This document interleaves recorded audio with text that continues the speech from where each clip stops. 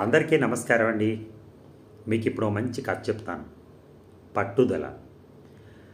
ఒకడు 10వ తరగతి పరీక్షలకు అటెండ్ అవుతున్నాడు.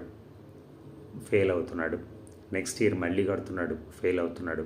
ఆ నెక్స్ట్ ఇయర్ మళ్ళీ కడుతున్నాడు. ఫెయిల్ అవుతున్నాడు. బాధగా అనిపించింది. తండ్రికే కాదు, ఆయనకు కూడా వచ్చింది చివరికి. ఏం చేశారంటే ఊరి చివరికి వెళ్ళి కూర్చున్నాడు కాలువ ఒడ్డున. అక్కడ ఆ ఒడ్డున ఏం చేస్తుందంటే ఒక చేప, ఒక చీమ పైకి వద్దామని ప్రయత్నం చేస్తుంది. కానీ అక్కడ ఒక బండ ఉండే, ఆ బండ చిన్నదనమాట. ఆ బండ ఏం చేస్తుందంటే మట్టి పెడ్డలాగా అది కిందకి పడేస్తుంది దాన్ని. అయినా సరే ఇది పైకెక్కుతుంది, మళ్ళీ కింద పడేస్తుంది.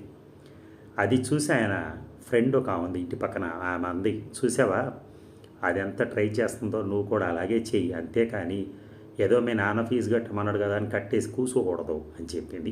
తర్వాత అతను పాస్ అయ్యాడు.